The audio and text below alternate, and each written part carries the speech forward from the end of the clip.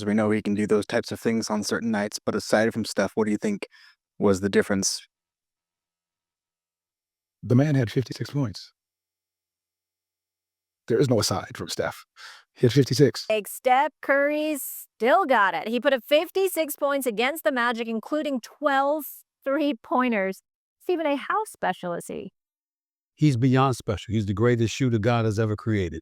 He can score from anywhere. He has no range. He can pull up from 20, 30, 40, 50. It doesn't matter. Had 22 points in the third quarter, outscored Orlando 22-21, okay? Shooting about 63% from three-point range last night with 12 of 19, I believe the number was. The brother is sensational. And the fact that Jimmy Butler is there now, you know, they're top 3 in the league in assist to turnover ratio. They're 7-1 since Butler arrived. And even though Butler didn't have a great offensive game last night, only scored 5 points, he still had 7 assists. The brother gets to the free throw line as well, which spells for Steph Curry without having to put him to the bench. That is what has made things so incredibly beneficial for the Golden State Warriors. And they are a legitimate threat to knock off one of the top 4 seeds in the Western Conference. I mean, you got to watch out for these brothers. You got, because they coming. It was a great game. And for Stephen Curry, right? I think we're gonna talk about the overall analysis of the game. I think he actually carried the team last night, especially first half. He kept us in the game, even there was a 15-point at the halftime. Steph was the only thing actually working. If you analyze overall, I think we had 2 players that did really play well. Stephen Curry, amazing, and Quinten Post that actually changed the game for us. And kudos for Steve Kerr for seeing that and making the change that sometimes we ask so much. And then you had Draymond Green on the second half, like with the adjustment and the defense. But the rest of the team, shooting, even Jim Butler, he wasn't amazing, right? And Orlando was having a night, right? They finished the first half with 80% shooting from the floor. Banchero finished the game with 41 points, but Stephen did one of those nights that it's memorable. We have to thanks that we can see it, that we live in a time where we can watch him. He's the best shooter we've ever seen and probably we will ever see for a while because it's just amazing, right? The difficult of the shots that he made, off the dribble, running and quick stops and the distance, the half court shot, everything is impressive. We have one of those nights that Steph really showed why he's one of the best of all time and why he made the Warriors franchise who we are, why we made so many like us deeply fans of the Warriors and basketball. Like, it was an amazing night for Stephen Curry. I'm really thankful that we had the opportunity to watch that game. And he was the first actually what I call here before, the first challenge that the Warriors had to face in this road trip, which was a point to prove because Orlando's one of the best defense on the league. And a lot of that is because of the physicality, their size. Like they had 3 players on the front court with 6'10". You have Banchero that is really strong, known for being a very strong offensive player. And in the beginning of the game, like that was exactly affecting. It took some time for us to adjust to that. And then it came the decision from Steve Kerr that we're going to discuss here as well, that was start bringing Quinten Post to play more, right? When we brought that 7-foot center that we have that can shoot as well, that completely unlocked like the defense. And Orlando Magic, you can say that they were a little bit lost on what to do with that challenge, right? So I think it shows that the Warriors can really go for and sustain this small ball lineup because we have already found ways around that. So that's the first challenge. I said the second one for me, and one that I think is more difficult in that sense of the size, it's going to be against Karl Anthony Towns in New York. And also because it's a back-to-back game, we play Charlotte the night before, right? So interesting to see, but really glad to see the Warriors showing this skills and this mentality, the focus to come back from a 17-point deficit and push a run and having Stephen Curry. Because again, let's think this way, right? When you have a winning team, sometimes you have you're going to have all-stars, you're going to have veterans, you have rookies, and you have those mid-level players, right? With everyone else but the all-stars, like you're going to expect that some nights they go off, sometimes that they're not going to play well. And then you have a superstar like Stephen Curry that all of a sudden he can carry the entire team in a stretch of a few games. And when you pair with Jim Butler, you have something like this one on the screen right now. Look at the fact that he had to Steph, and we have said that many times here already, about putting someone on his side that can call attention and can change the game as well, right? So indirectly, that's the impact. Like you have someone else pushing attention of the defenders. You have someone else like that can be a threat as well. And you have this Steph jumping from 22.7 to almost 31 points per game, which actually in this stretch, this 8 games since Jimmy Butler arrived, is the best in the league. The Warriors are 7-1, right? And it could be 8-0. Like we talk about the Dallas game with the referees and we lost a lot of layups. It could be 8-0. The Warriors are on a roll right now. They are on fire.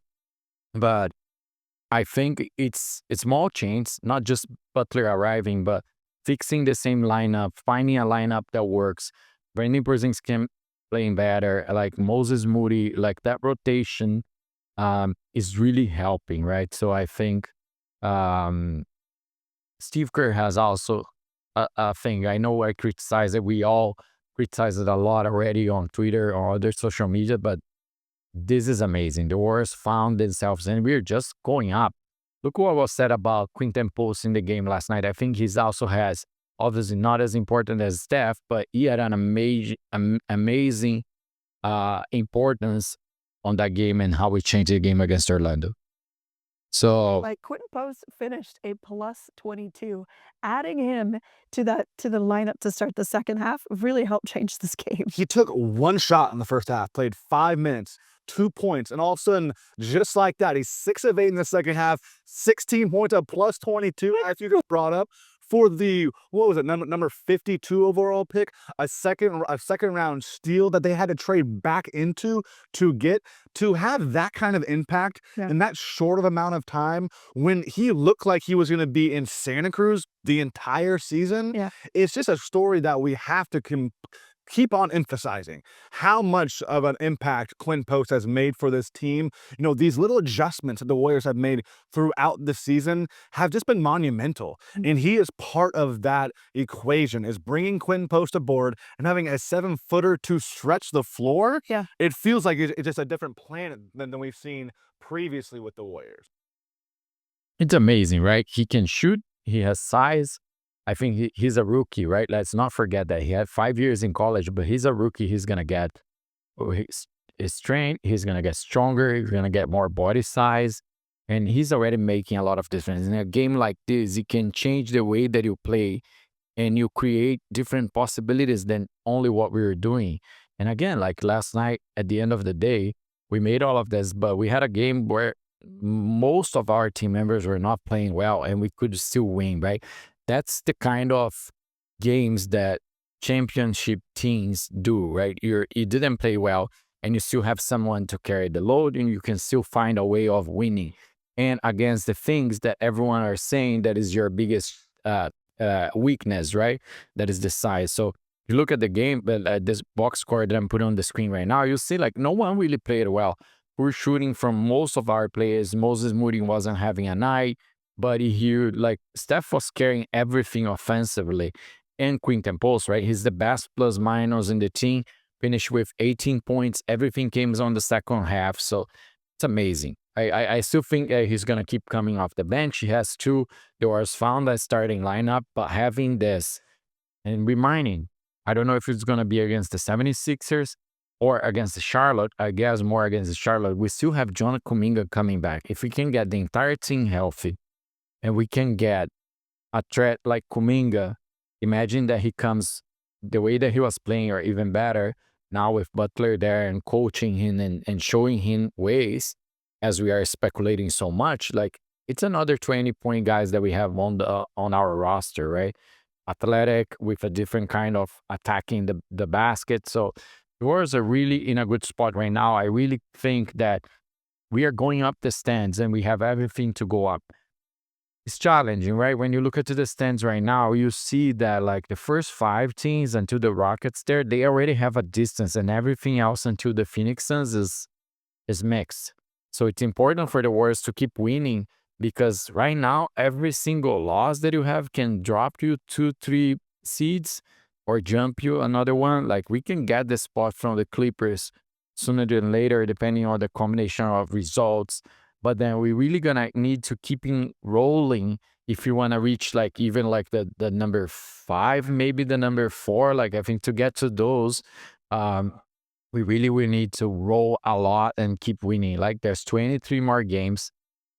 Remember last season the Warriors finished with 46 wins. Right now we have 32. So technically, to equal what we did last year, we still need to win 14 games of those 23. It's a high percentage, right? It gives you a margin of only 9 loss. So the Warriors needs to keep rolling, and I think we can do it. I think when you look to our schedule, February is finally over. We had a great month of February, and then we're starting March with Philadelphia, and then we have Charlotte, a very difficult game against New York, Brooklyn Nets. I think all of those 4 games in the road trip, we can win three of them, and then we play home, and then in the home court we need to defend. Detroit is going to be a very challenging game. We're going to face Dan Schroeder. He's in Detroit right now. Detroit is rolling. I think they have 8 straight wins. Portland, we should win that game. Sacramento, we have to win that game at home. Is the California challenge. New York, again, at home. We're going to see how we behave the first game, but we have to defend our home court. The Denver Nuggets, that's always a very challenging game against Jokic, sizable guy, one of the best in the leagues, running for MVP. It's another painful game for the Warriors. Toronto, we should win. And then a back-to-game against Milwaukee Bucks, which is very hard. And then we wrap against Atlanta, Miami, and New Orleans, all games that we can go there and catch something. So March, it has a mixed schedule. I think we have two back-to-backs right now against Charlotte, New York, and then another one later. A few difficult games, but most of them, the Warriors, if we keep playing as we are, we keep healthy, we have everything to go and keep winning, keep rolling. I want to know your opinions in the comments. Where do you think the Warriors will finish the regular season? What seed do you think the Warriors are fighting for right now? I'm more and more convinced about the playoff spot. And I think even the media is getting more convinced about that. Do you think the Warriors can fight for a 4 or 5 seed there and maybe get themselves even in a better position? I think the Lakers, all the teams on top, they are also rolling a little bit and they're distancing themselves. Can the Warriors get into something like an amazing run in March and touch on those seeds, or you think that the 6, it's already good where we can be and then fight in the playoff? Leave your comments there. Don't forget to subscribe. You have a great day. I see you tomorrow. Bye.